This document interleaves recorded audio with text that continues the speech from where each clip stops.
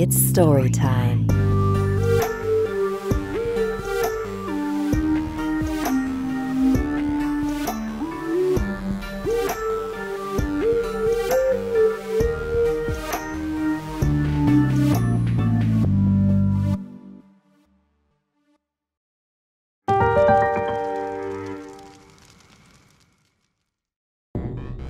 "20-year-old Emma and Jordan were from a small town in the middle of nowhere. And when you're surrounded by vast forests, stories are bound to be born. Local legend had it that there was a deadly creature deep in the North Forest, that anyone who encountered it was met with immediate death, only their bloody remains serving as proof of the monster's existence. And on that cold Halloween night, Jordan had planned for them to capture evidence. Emma would have been fine spending the holiday, which also happened to be their 5-month anniversary, curled up on a couch watching slasher films and handing out candy. The last few weeks of their relationship had felt a little off. Emma seemed more distant, tired, moody. She didn't want to go out as much. Jordan thought she might have been getting bored of him. He had the sinking feeling that she was planning on breaking up with him soon, but he wasn't ready for that. He believed he could convince her that there was still some fire left in their relationship. So on Halloween night, he picked Emma up and drove them to the edge of the woods. Nothing like hunting for a cryptid to spice things up, right? "Jordan, why are we doing this?" "'Cause it'll be fun! We'll have much better luck finding this thing if we split up. If you run into any trouble, just wave your flashlight above your head like this. And I'll come running right over to you. Do you think we can talk about something first?" Let's talk after. Good luck." Jordan gave Emma a playful shove in the opposite direction. Emma pointed her light and headed into the trees.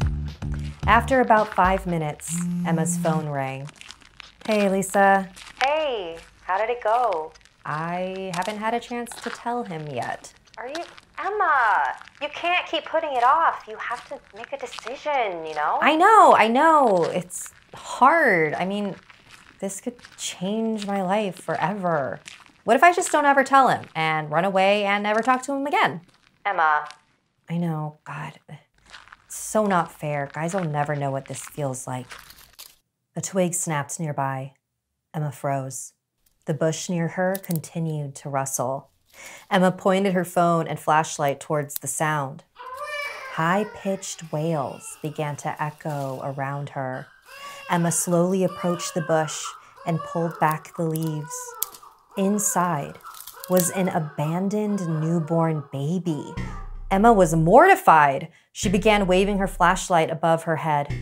About 100 yards away, Jordan spotted Emma's circling light and hurried through the trees, never keeping his eyes off it. He came to a clearing and was stunned by what he saw. Emma was strung up to the branch of a tree, hung by her own shoelaces. What was left of her partially eaten body spinning around and around. Her flashlight jammed into her mouth, creating the circle of light in the air. Jordan dropped everything and screamed. He tugged at Emma's feet to pull her down, but she wasn't budging. Then, a high-pitched wailing echoed behind him. Jordan turned around to find a small, newborn baby with blood smeared all over its mouth. Unexpected babies really do change everything.